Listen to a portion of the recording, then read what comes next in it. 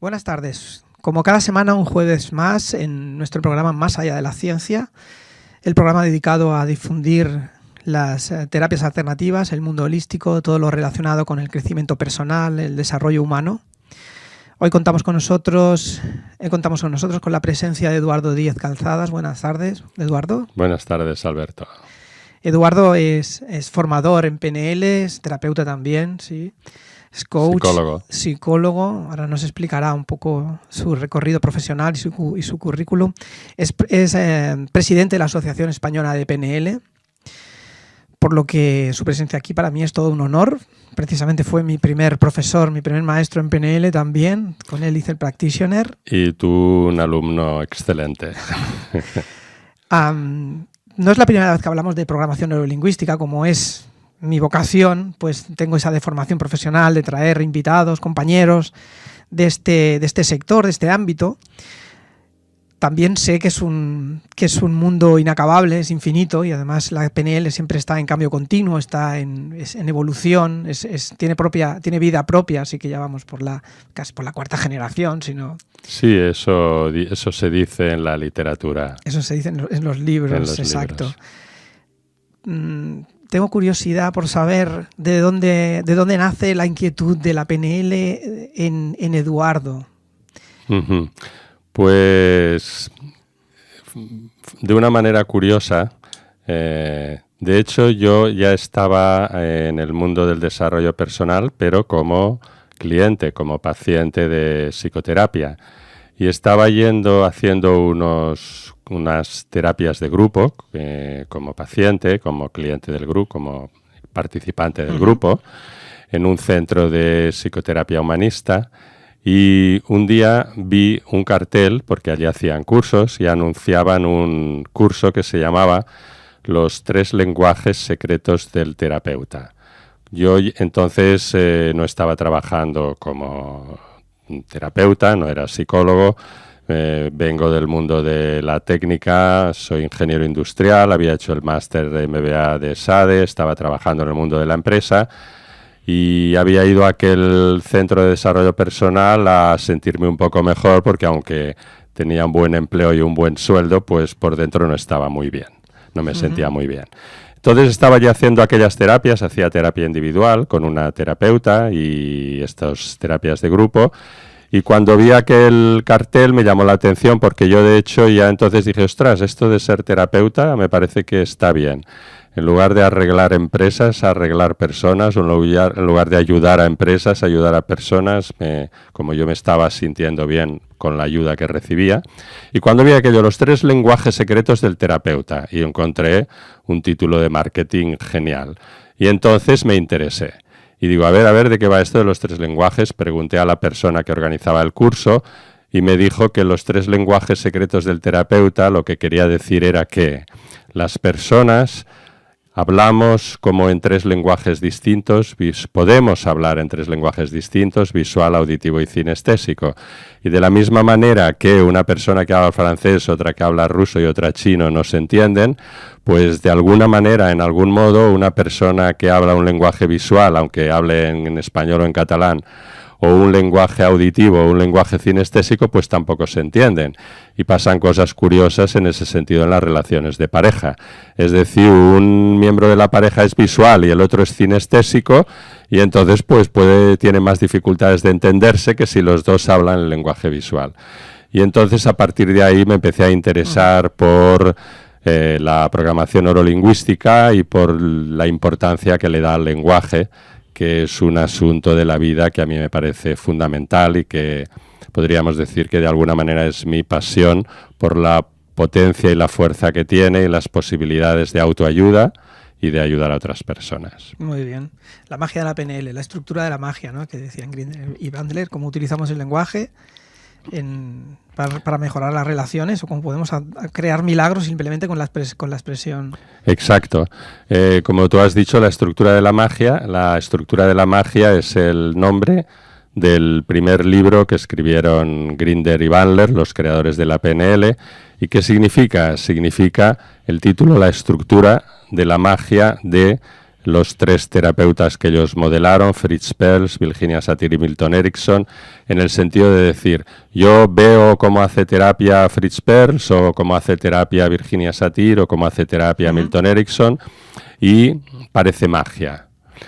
Porque pasan cosas aparentemente mágicas. Pues no, resulta que esa aparente magia tiene una estructura que que ellos se encargaron de organizar, de descubrir, de desvelar, de ponerla por escrito en el libro ese de la estructura de la magia 1 y la estructura de la magia 2, fueron 2 libros sucesivos, y una vez está puesto ya la magia en forma de modelo estructurado, entonces cualquier persona puede de alguna manera hacer lo mismo que hacen esos magos terapéuticos del lenguaje y del cambio de las personas, aprendiendo lo que ponen esos libros. Y ese es el origen de la programación neurolingüística. Bien, yo creo que desde esa óptica hay gente que no lo conoce, la PNL. Creo que hay muchísima gente lo conoce por otro punto de vista, ¿no? De que, bueno, que cualquiera, entre comillas, puede ser un terapeuta porque pueda adoptar este sistema, este modelo de comunicación que ellos pudieron modelar de estos 3 fantásticos terapeutas, y cualquiera lo puede incorporar en su vida profesional si quiere utilizarlo, ¿no? Esto es y no solo eso, es decir, aunque el origen de la programación neurolingüística estuvo en el interés que tuvieron John Grinder y Richard Bandler en construir un modelo de 3 terapeutas famosos en California, 2 en California, Fritz Perls y Virginia Satir, y Milton Erickson, que era un hipnoterapeuta y además era médico, en Phoenix, en otro lugar de Estados Unidos. Aunque el origen de la PNL fue, digamos, terapéutico, el mensaje fundamental fue: yo puedo coger cualquier ser humano experto en cualquier habilidad humana y extraer su modelo de funcionamiento para que cualquier persona lo pueda aprender. De hecho, yo como soy ingeniero ya había oído hablar de eso, no en el ámbito de la... Tranquilo. Lo alejo un poquito, que soy muy fuerte. Ah, vale. No en el ámbito de la psicología. De hecho, yo ya había oído hablar de eso, no en el ámbito de la psicología, sino en el ámbito de la ingeniería, que se llamaban sistemas expertos, que es coger alguna actividad de algún funcionamiento de algún ser humano para hacer una especie de diagrama de flujo informático que me diga qué es lo que está haciendo.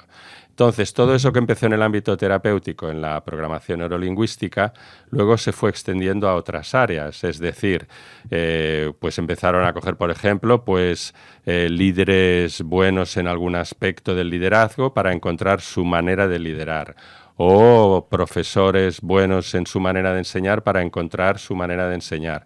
O incluso, siempre me ha hecho gracia cuando lo leí, que una de las cosas que hicieron fue contratar a un experto de programación neurolingüística al Ejército de los Estados Unidos para averiguar cuál era la manera de disparar de un buen tirador para poder enseñar ese modelo a los otros tiradores de cuerpos de élite de los Estados Unidos.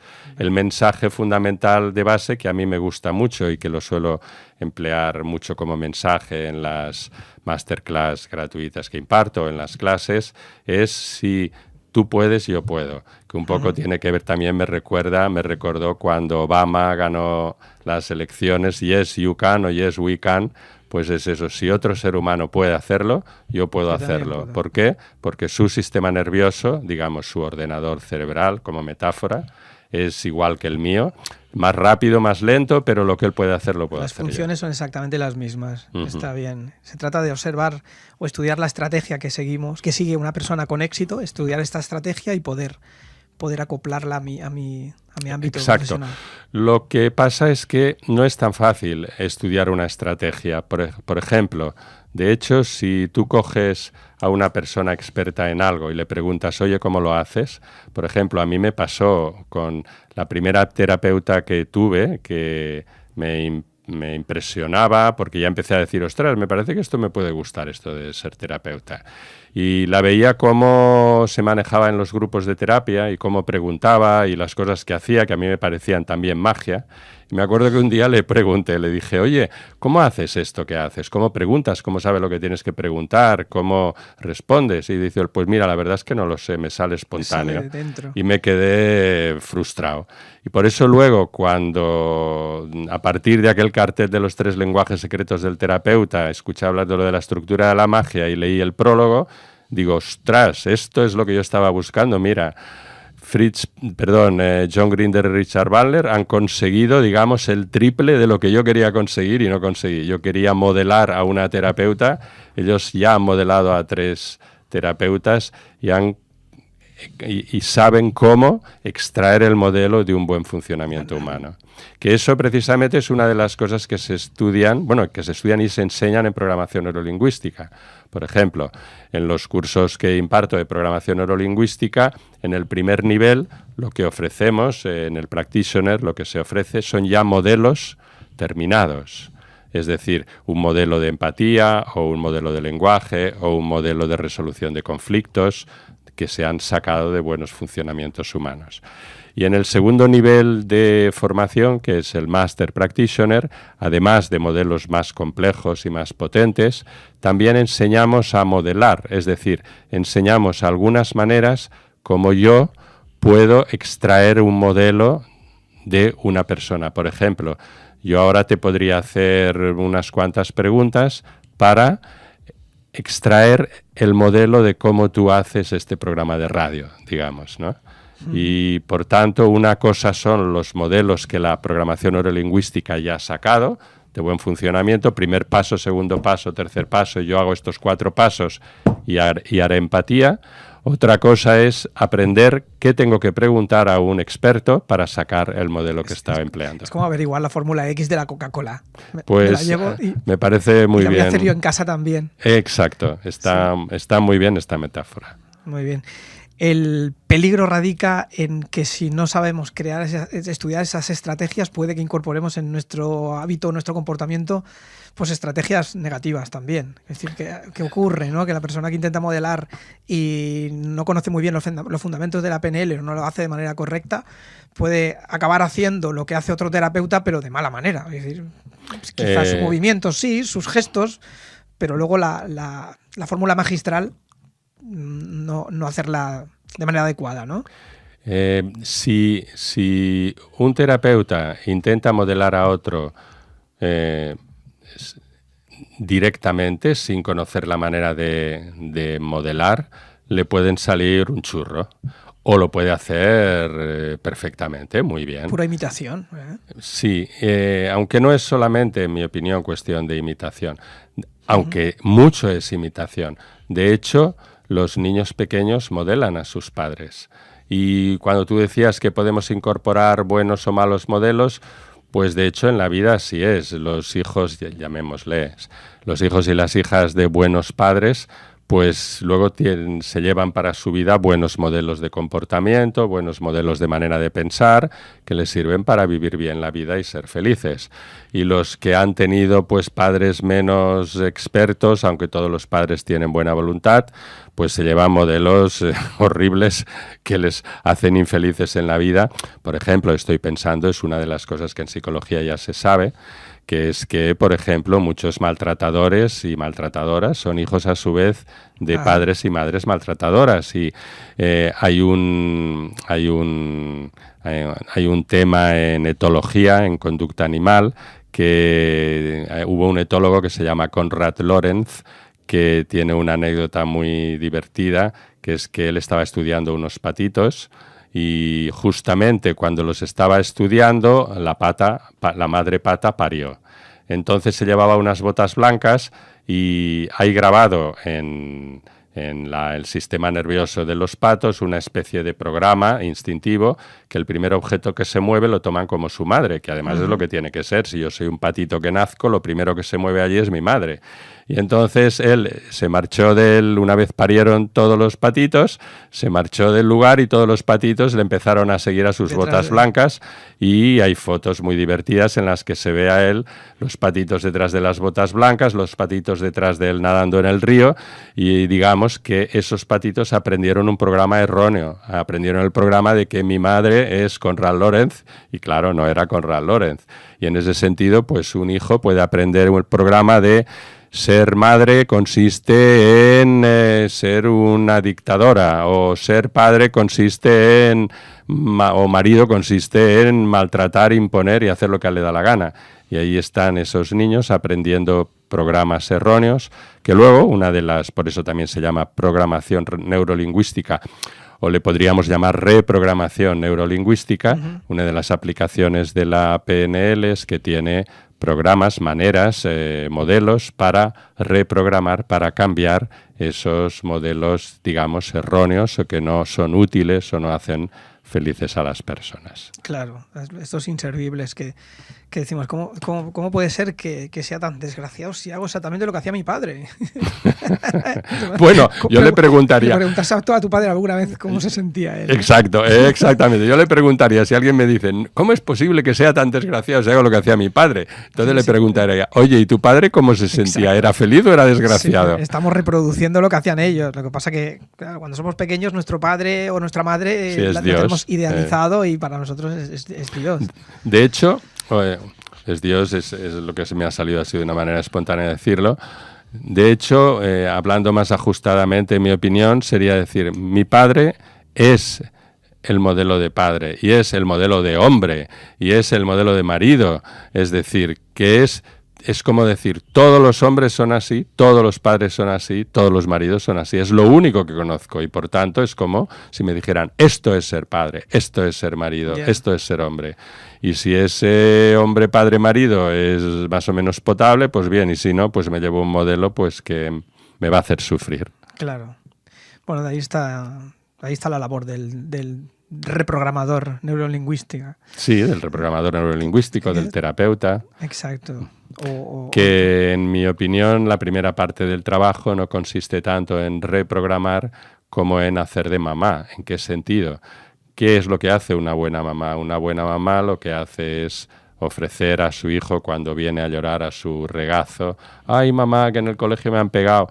No le empieza a preguntar, oye, ¿qué ha pasado? ¿Y qué tienes la próxima vez? No, solamente le dice, ay, ven aquí, hijo mío, va, tranquilo, no te preocupes, llora, tranquilo. Sí, es que son muy mala la gente, sí, es verdad, fíjate.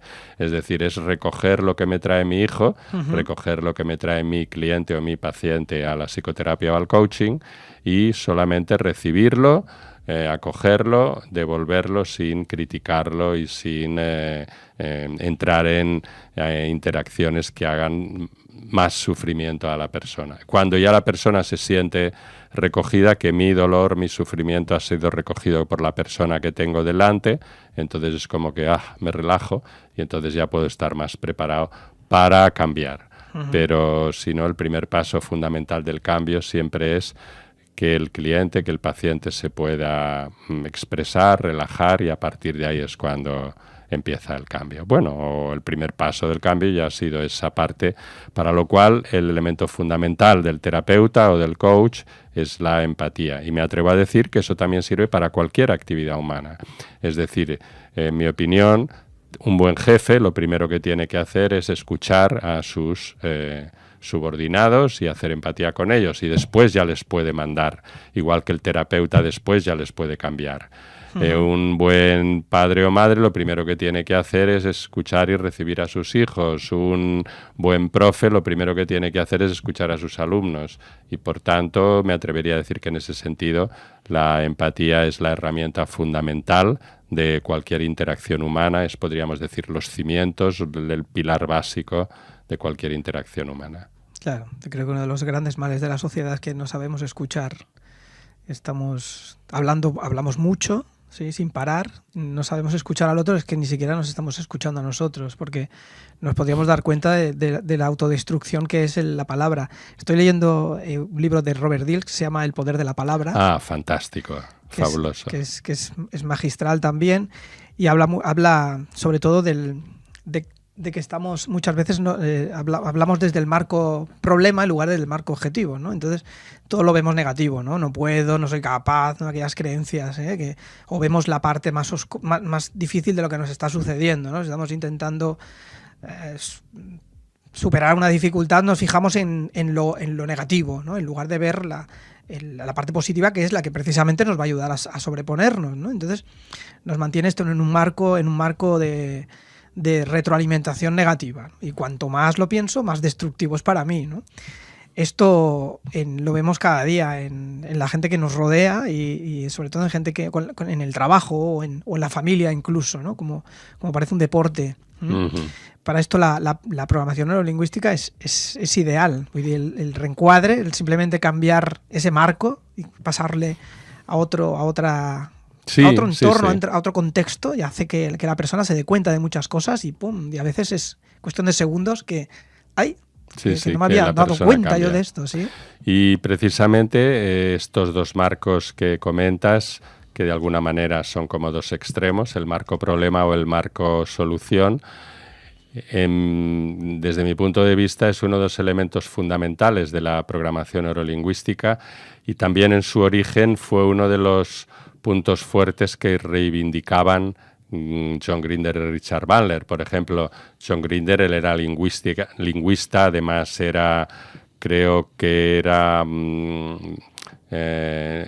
inglés, no me acuerdo de qué región, porque Richard Bandler era irlandés y era más follonero, pero Richard Bandler era muy guerrero y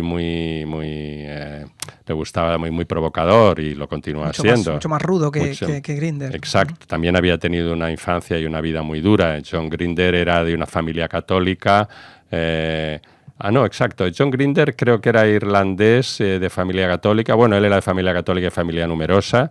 Y Richard Bandler tuvo un padre que le maltrató, estuvo viviendo en las calles. O sea, era un genio, pero con una historia personal muy dura. Y entonces era también muy provocador y así. Y, por ejemplo, él, una de las cosas que hacía era criticar a los psicólogos y a los psiquiatras, y les llamaba las psicoteologías.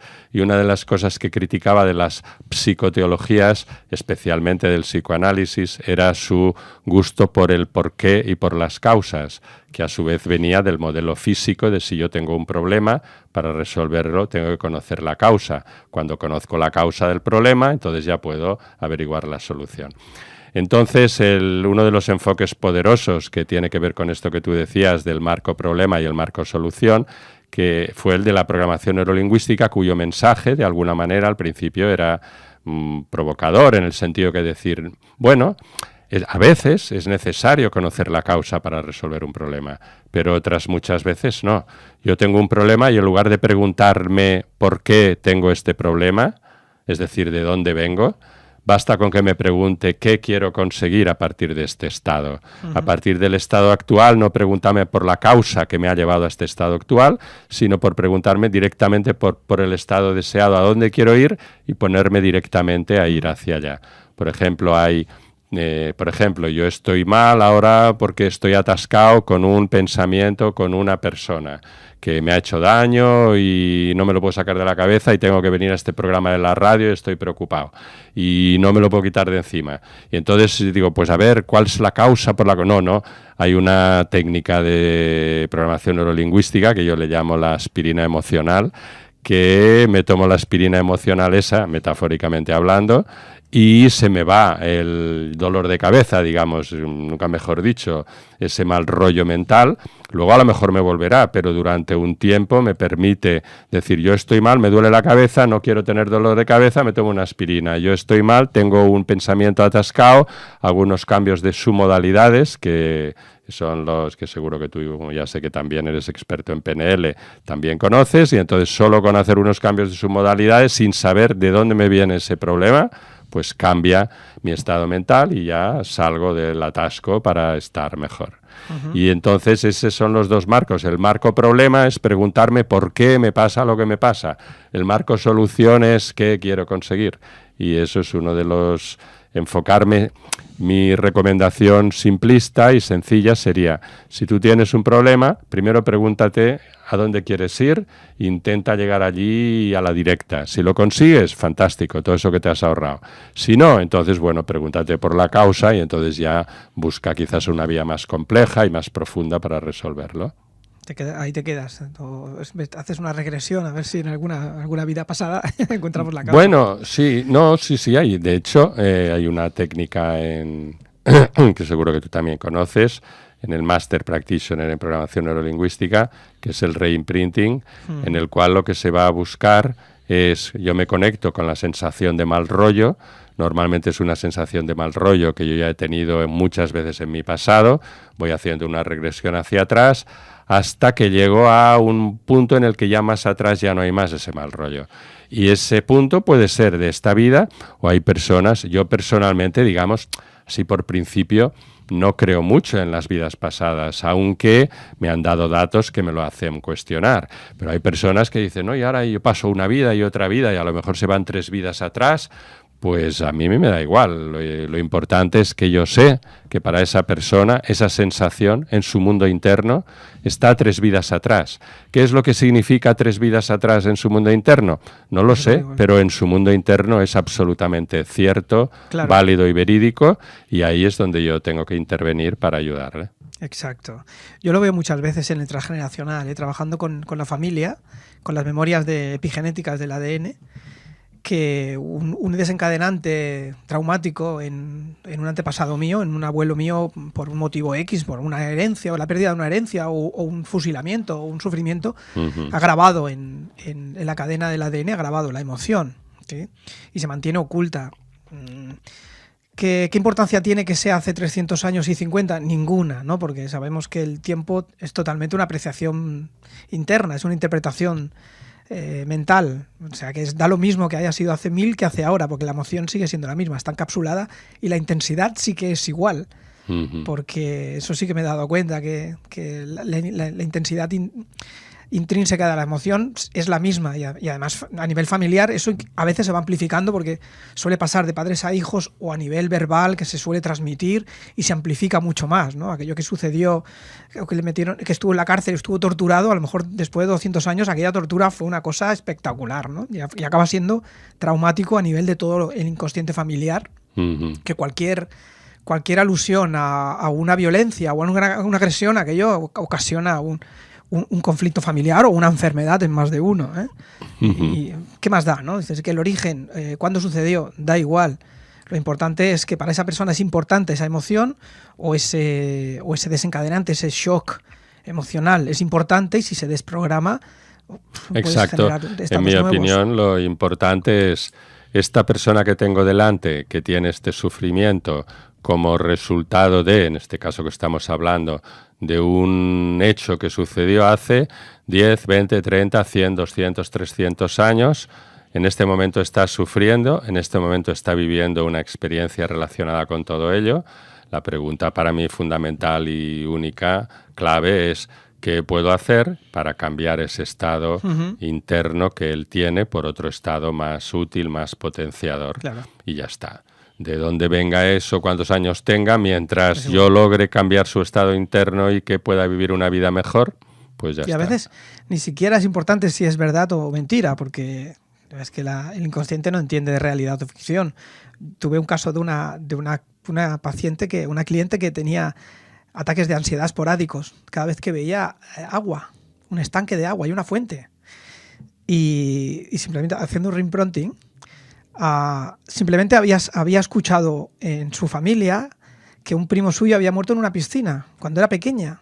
Aquello que viene un familiar, ha muerto fue el primo no sé qué en la piscina de la torre de al lado, y todos los niños empezaron a gritar y se alteraron. Y se le quedó grabado, y el hecho de ver una piscina, una balsa, le causaba ansiedad.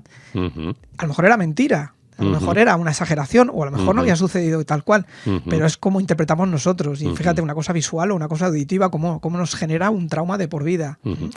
Sí, y eso a su vez, en mi opinión, tiene que ver con otro de los elementos fundamentales de la programación neurolingüística, y yo me atrevería a decir de la vida de cualquier ser humano, que es el asunto ese de que el mapa no es el territorio.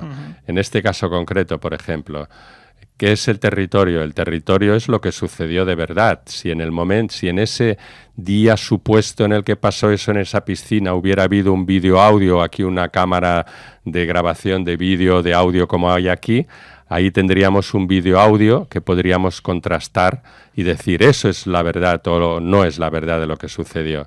Pero a fin de cuentas, lo único que importa es, podríamos decir, cuál ha sido el vídeo-audio que cada ser humano ha grabado en su mente y en sus emociones. Y para mí, de lo que dices, está claro que esa chica que tú tuviste como paciente grabó con su cámara de vídeo-audio, que son nuestros 5 sentidos y nuestra mente, nuestro sistema nervioso, se grabó una película en la cual decía un niño ha muerto en una piscina y por tanto la piscina y el agua es peligrosa, y entonces ya se me ha quedado grabado ahí como la sopa de Mafalda, que es digamos una fobia al agua. Por ejemplo, y independientemente de si fue verdad o no, para ella fue verdad, y eso es lo único que cuenta, la verdad que existe dentro del sistema nervioso de cada ser humano, y yo tengo que jugar con esa verdad, aunque incluso yo sepa que es falso, pero para esa persona es verdadero, y si quiero ayudarla tengo que partir de ahí. Claro, hay que cambiar alguna de las evidencias sensoriales, alterarlas para que eso deje de ser, al menos tan dramático como la persona tenía almacenado en su interior esto. Sí, luego ahí ya hay diferentes maneras de cambiar ese estado interior, ¿no? Una es la que tú dices, cambiar directamente las modalidades visuales, auditivas o cinestésicas, en lo que le llamamos el trabajo con sus modalidades, o hay otras, o hacer anclajes, o hacer reimprontas, o hacer las distintas técnicas que tiene la PNL. Ya que habíamos puesto el título de Construyendo Relaciones, que es el nombre de nuestra emisora, la PNL también tiene en una de sus muchas aplicaciones pues el ayudar a establecer mejores relaciones, a crear unas nuevas, a mantenerlas, ¿sí?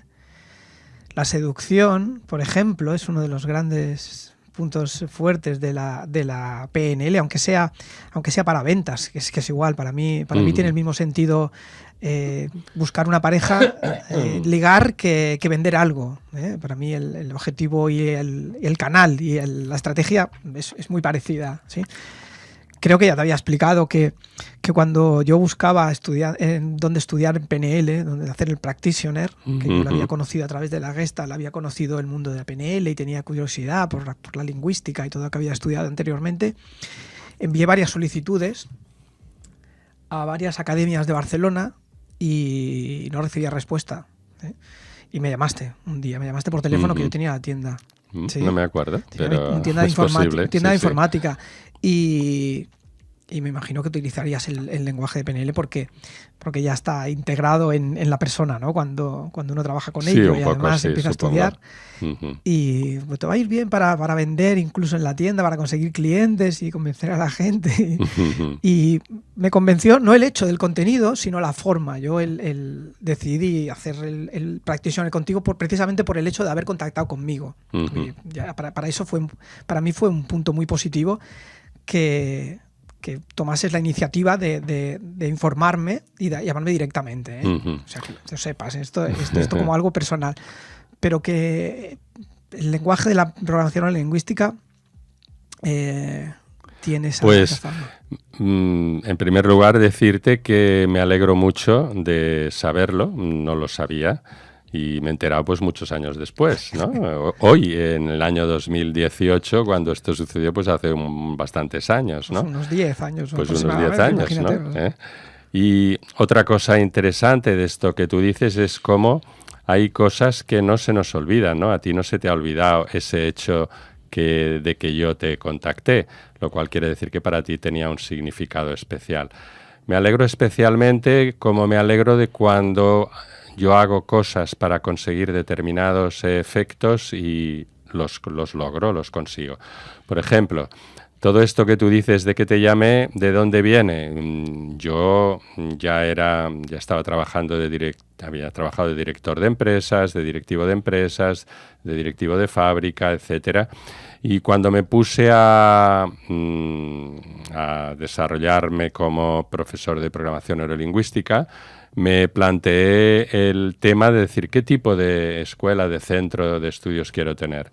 Y decidí que yo quería tener un centro de estudios en el cual yo pudiera tratar directamente con los clientes. Es decir, decidí que no quería tener profesores contratados ni hacer un centro grande, porque entonces perdía el contacto con las personas. ¿En qué sentido? En el sentido de que yo no quería convertirme en un gestor, en un ejecutivo de un gran centro de programación neurolingüística o de coaching o de lo que sea, sino que quería tener ese contacto con las personas. Y eso, por ejemplo, es una de las cosas que muchas veces alumnos me han valorado, me han dicho, ostras, mira, me ha gustado que me has llamado, en otros centros he llamado y he hablado con la secretaria, he pedido hablar con el profe y no se ha puesto, y entonces esto me alegra, ¿no? Igual que, por ejemplo, cuando me puse el nombre del centro, que dije, a ver cómo me voy a llamar, también dije, bueno, tiene que ser un nombre que sea lo que yo ofrezco, autoestima y cambio, autoestima y cambi. Y muchas veces también cuando las personas me han dicho, dice, te lo he encontrado por internet, digo, ¿y qué es lo que te ha hecho elegir después? Porque hay mucha gente en internet. Dice, pues mira el nombre de autoestima y cambi que me llegó, digamos, ¿no? Claro. Y entonces yo diría que aquí está la importancia de la comunicación. La importancia de la comunicación, por una parte, a través de las palabras en el sentido de autoestima y cambi, o la importancia de la comunicación en el sentido de la importancia de la comunicación persona a persona, aunque sea por teléfono, que no es WhatsApp, es diferente. Yo me atrevería a decir que no hay nada como la comunicación interpersonal presencial como estamos tú y yo aquí ahora, que el siguiente nivel de intensidad sería el Skype, donde hay vídeo y audio, sí. El siguiente el audio y el último el WhatsApp, que es visual en cuanto a intensidad, pero que todos ellos son contactos directos que tienen mucho poder. Y es diferente que yo envíe y me responda el profesor del curso y empatice conmigo y se interese por lo que hago, que no que directamente me intente vender el curso. Porque, bueno, yo lo tengo claro y estoy de acuerdo, muy de acuerdo con algo que has dicho en cuanto al tema de la seducción, del vender, que es que para mí lo fundamental es servir al cliente, servir a la persona, ayudar a la persona, ser útil a la persona. Y para eso lo fundamental es decir, a ver, esta persona, tú, ¿qué haces? ¿A qué te dedicas? ¿Qué te importa? ¿Y en qué medida yo puedo ayudarte a que tú consigas mejor eso que te importa? Y para mí eso es vender, es servir. Y me atrevo a decir que en ese sentido siempre estamos vendiendo. Yo puedo venderle a mi hijo que se vaya a la cama, quererle vender a mi hijo que se vaya a la cama después de hacer los deberes o después de ver el programa de la tele. O quiero vender a mi alumno que me haga los deberes para el próximo día. O quiero vender a mi pareja que vayamos juntos a ver una peli o que esta noche hagamos el amor. Es decir, siempre estoy vendiendo y, en mi opinión, para vender bien, en definitiva, siempre es un intercambio. Es decir, yo te doy a ti algo bueno y tú me das a mí algo bueno para mí. Y es el enfoque ese del win-win, ganar-ganar, en el cual los dos salimos ganando. Los mejores negocios, como muchas veces digo, son aquellas relaciones o situaciones en las cuales algo que yo te doy, para ti vale mucho. Y para mí es muy barato, digamos, es muy fácil. Y viceversa, lo que tú me das para mí vale mucho y para ti es muy fácil darlo. Si lo que tú me pides para mí me cuesta mucho darlo, ya no vamos bien. El tema desequilibrado. Sí. En ese sentido me encanta el comentario de un maestro budista que además era profesor de filosofía y además era físico en mecánica cuántica, pero de universidad, que una de las cosas que escribe son las 10 condiciones para tener una buena y duradera relación de pareja, y me encantó en este sentido que estábamos hablando, una de las condiciones que le llama at easiness en inglés. Easy en inglés es fácil, entonces at easiness es con facilidad. Es decir, para que una relación vaya bien y dure, para que un intercambio de compra-venta dure, para que una seducción dure, tiene que ser fácil, tiene que ser fluida. Poco costoso. Y, exacto, poco costoso para las dos partes. Cualquier relación, intercambio que nos tengamos que esforzar mucho, pues es que no se aguanta en el tiempo. Yo puedo hacer un esfuerzo un ratito, pero toda una vida no. Sí. Yo he escuchado gente que trabaja sobre el tema sentimental y hay muchos que dicen, es que hay que la pareja hay que trabajársela, o el trabajo de la pareja. Digo, la palabra trabajo ya nos trae una carga añadida de castigo o de sobreesfuerzo. Si la pareja o la relación de pareja hay que trabajársela, prefiero estar en el paro, porque yo estoy seguro de que no va por buen camino el tema, creo. Sí. Bueno, en mi opinión también depende del significado de la palabra trabajo, que eso a su vez tiene también que ver con la programación neurolingüística y una distinción, desde mi punto de vista, muy importante que hago con las palabras, que por otro lado es de sentido común bastante. Hay dos tipos de palabras, las palabras como vaso, cosas que tenemos aquí, vaso, botella, micrófono, libreta, bolígrafo, que estas palabras significan lo mismo para todas las personas. Para ti, para mí, botella es lo mismo. Para ti, para mí, bolígrafo es lo mismo. Libreta es lo mismo. Pero hay las otras palabras, que son las palabras abstractas, que no. Esas no significan lo mismo. Y, por ejemplo, la palabra trabajo, la palabra amor, la palabra libertad, la palabra autonomía. Fíjate que hay un derivado que dice trabajoso, algo trabajoso es que requiere esfuerzo.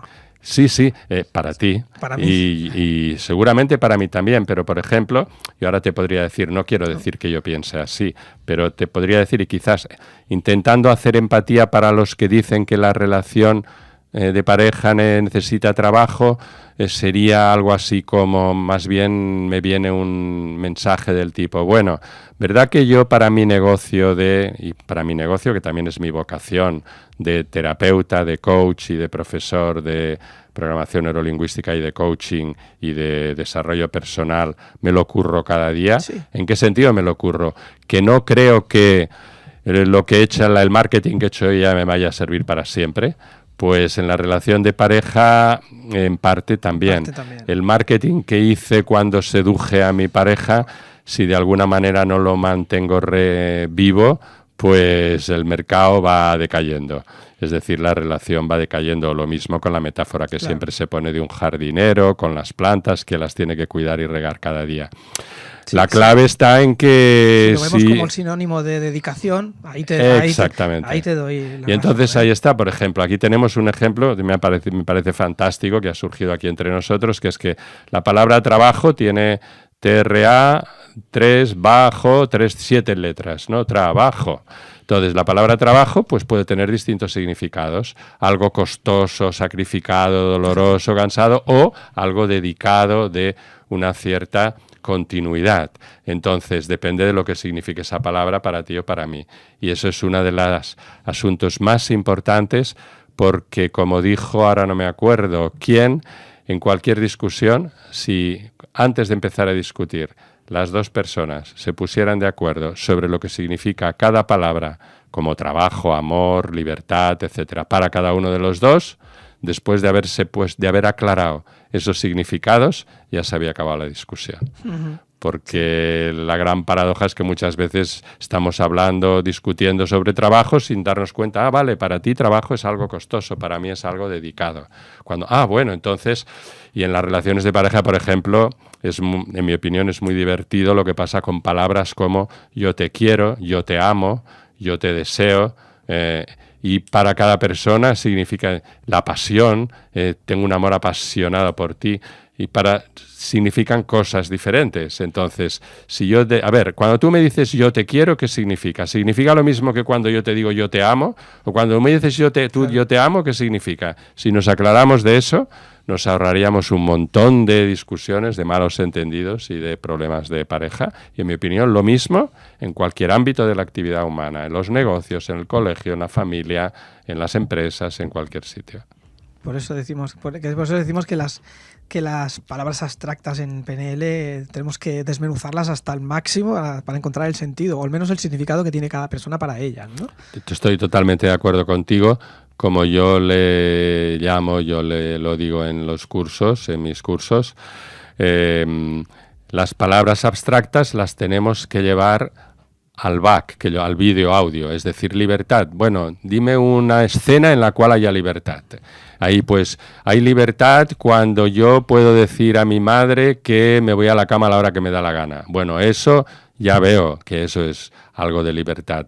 Mientras que yo no tengo libertad, ¿Pero qué tipo de libertad no tienes? ¿Porque no me puedo ir a la cama cuando me da la gana? Vale, eso es una libertad. ¿Porque no puedo volver a mi casa a las 12 de la noche? Es otra libertad. ¿Porque no puedo coger el coche de mi padre? Es otra libertad. Al final, lo único que cuenta son los hechos concretos. Lo que pasa es que a ese hecho concreto, esa persona le llama libertad. A otro diferente le llama libertad. Y ahí vienen los líos, porque los dos utilizan la palabra libertad refiriéndose a dos cosas diferentes. Y hacemos una lectura mental del otro. Exacto, y ahí vienen los líos. Ayer me acuerdo, tuvimos una anécdota con mi pareja, que estaba escribiendo un artículo y decía... se levantó con sorpresa y tal, y digo, bueno, es la palabra sorpresa a mí me denota algo positivo. Y él no, decía que para mí es negativo. Claro. ¿Por qué? ¿Por qué? Digo, cada uno que la interpretación que tiene de su propia experiencia. Pero puede dar un problema de relación. Porque nos estamos interpretando lo que piensa el otro y lo damos por hecho y no es así. Exacto. Yo digo, para mí una sorpresa a lo mejor es algo muy bonito y para otra persona una sorpresa es algo totalmente negativo. Decir, para tu pareja no era positivo, era negativo, ¿no? Claro. Y entonces, en ese sentido, claro, yo soy tu pareja y tenemos aquí la palabra sorpresa, y yo creo que cuando tú dices sorpresa estás diciendo lo mismo que yo, es decir, algo negativo, y viceversa. Cuando yo digo sorpresa, tú crees que yo estoy diciendo algo positivo. Puede haber un malentendido. Imagínate por WhatsApp, porque hay tanto ruido, porque en WhatsApp la comunicación es muy deficiente, hay ruido, o sea, es confuso. Porque han inventado los emoticonos y aún ayuda un poco a ilustrar las emociones, pero antes no estaba. Y utilizas esa palabra, pues hay un malentendido seguro. Yo te diría sí, no, en parte estoy de acuerdo y en parte no estoy de acuerdo con lo que dices. Estoy de acuerdo en que las palabras tienen significados confusos si no los aclaramos. Por ejemplo, sorpresa o amor o pasión o libertad. También pienso que el significado de los emoticones puede ser tanto o más confuso que el de las palabras. Porque de alguna manera es comunicación no verbal, es comunicación visual. Creo que el WhatsApp tiene una ventaja muy importante, por ejemplo, en comparación con el teléfono, y es que queda grabado. Y nunca nadie me podrá decir que no ha dicho algo, es decir, que no ha escrito algo que escribió. Y siempre podré sacar que le decir, oye, ¿escribiste esto? No, que no lo dije. Sí que lo dijiste, míralo. Lo tengo. Y no es para tirárselo en cara, es para que quede claro que lo dijo. Y ahí viene la gracia, también está bien. Por eso la empatía no es tan fácil, es una de las herramientas más complejas, ricas y difíciles de emplear, porque tengo que salir de mi mapa y meterme en el del otro. Por ejemplo, si jugamos al tema de que yo soy tu pareja, que para mí sorpresa es algo negativo y para ti es algo positivo. Si en este caso, imaginemos, si yo sé PNL y tú no la sabes, mi trabajo sería decirte, oye, Alberto, y así que sorpresa para ti es algo positivo, ¿vale? Entonces, cada vez que tú digas sorpresa, yo tendría que pensar, ¿qué palabra en mi lenguaje significa algo positivo que no es sorpresa? Y entonces, si mi palabra es alegría, cada vez que tú dices sorpresa, yo te diría alegría inesperada, a lo mejor, ¿no? Está hablando de alegría inesperada. Y te preguntaré entonces, una cosa imprevista que para ti es negativa, ¿cómo le llamas? Si se te apetece ahora ¿se te ocurre alguna? Tendría que buscar una palabra también abstracta para ilustrar eso, ¿no? Entonces yo te diría, cuando yo te quiero hablar de lo que para mí es una sorpresa, yo como penelista nunca diría, para mí, cuando yo quiera expresarle a Alberto un significado de una experiencia, un acto imprevisto acto imprevisto negativo, nunca voy a emplear la palabra sorpresa. Seguro que no. Yo diría quizá disgusto, diría...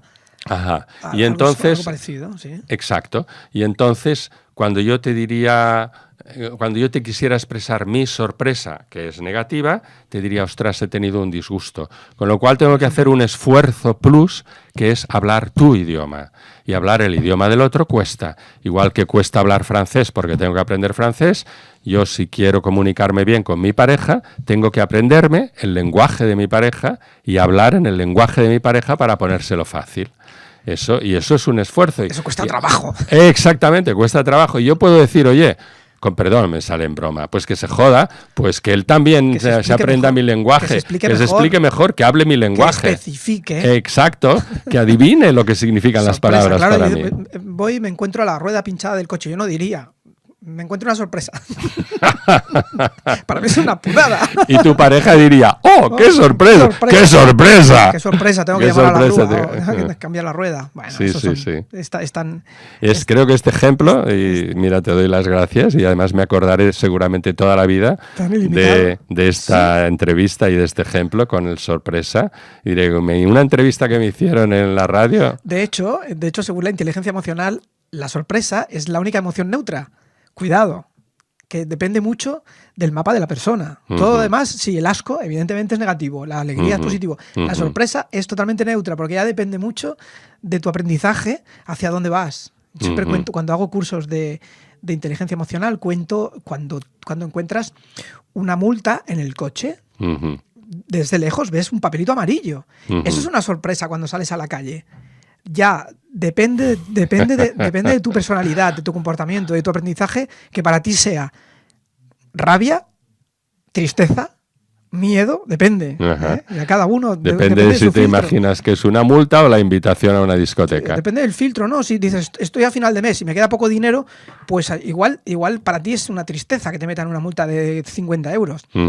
Para otra persona es rabia, si cogiese al urbano le retorcía el cuello. Y otra persona no se acerca por miedo, a ver si son de 50, de 300, de 500, ¿sí? Cada uno lo interpreta según su filtro. Al final todo acaba siendo mapas, ¿no? Así es. Pero importantísimo para las relaciones. Es lo mismo la multa se está comunicando con nosotros como cuando nos comunicamos entre individuos. Igual. Bueno, yo creo que entiendo lo que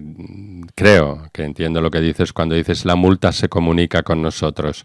Yo lo que diría sería... Ha sido el guardia a través del papel. No, bueno, yo lo que me saldría a decir sería yo interpreto el significado de ese papel en el cristal de mi coche, lo puedo interpretar de diferentes maneras. Exacto. Y según el significado que yo le dé a ese papel que hay en el cristal de mi coche, que es la interpretación, es lo que está ahí afuera es el territorio, lo que está dentro de mí es el mapa, según ese significado, es decir, según ese mapa por el que yo haya traducido ese papel que hay afuera, a partir de ahí vendrá mi emoción, y luego mi respuesta al mundo como resultado de ello. Si veo que es una multa y que he dejado... Bueno, si interpreto, que aún no me he acercado al coche, que es una multa, y además a lo mejor de 100 euros, pero yo creo que es una multa ya me han metido una multa de 100 euros y me da mucha rabia, entonces de ahí me saldrá una frase, a lo mejor me cago en la puta, ya me han jodido el día. Entonces, el proceso es ese. En el mundo hay cosas... Yo las interpreto, siento emociones y reacciono. Esa es la complejidad o la simplicidad del mundo de la comunicación. Depende cómo también lo interpretemos, ¿no? Así es, aunque yo me atrevería a decir que el mundo de la comunicación es muy complejo y solo es simple para los expertos cuando ya te lo has currado. Como los que conocemos la programación como tú y yo. Está bien. Pues... Eduardo, no da para mucho más. Ha pasado ya casi una hora. Ah, sí. Sí, fíjate que. Uy, sí. Que lo que es la comunicación. Te digo que. Lo que es la comunicación cuando hay buen rollo. Los primeros programas cortábamos, hacíamos una pausa, pero yo creo que es innecesario porque todo fluye de tal manera que es mucho más cómodo hacerlo seguido. Además que sí, y ahora que estás comentando esto, por ejemplo, y hablando de la empatía y de la comunicación, yo me atrevería a decir que este es otro ejemplo de empatía. ¿En qué sentido? Uno de los mensajes que da, ya lo conoces tú, ¿no?, que da la programación neurolingüística es que la empatía, existe empatía cuando existe cercanía y conexión entre las personas. Entonces, esa cercanía y conexión puede ser natural o provocada. Por ejemplo, suponiendo que fuera cierto, imaginémonos pues que tú me dices, a lo mejor en otros programas de radio hemos tenido que hacer un intermedio, aquí la cosa ha fluido. Yo podría traducir, bueno, no me extraña, los dos somos penelistas, los dos tenemos un lenguaje parecido, los dos nos hemos conocido, tenemos una buena relación. Muchas cosas en común. Muchas cosas en común, y cuando hay cosas en común, hay buen rollo. Esa sería la empatía natural, igual que una pareja que tiene empatía natural porque tiene muchas cosas en común. Oh, parece mi alma gemela. persona. Luego estaría la empatía provocada. Vale. Luego estaría la empatía provocada, que es cuando hago un esfuerzo para esa cercanía. Pues muchas gracias, Eduardo, por venir a nuestro programa. Un placer y te lo agradezco. Gracias a ti. Seguramente volveremos a coincidir. Y gracias por compartir este ratito de gran aprendizaje. Gracias a nuestros espectadores. Hasta la semana que viene.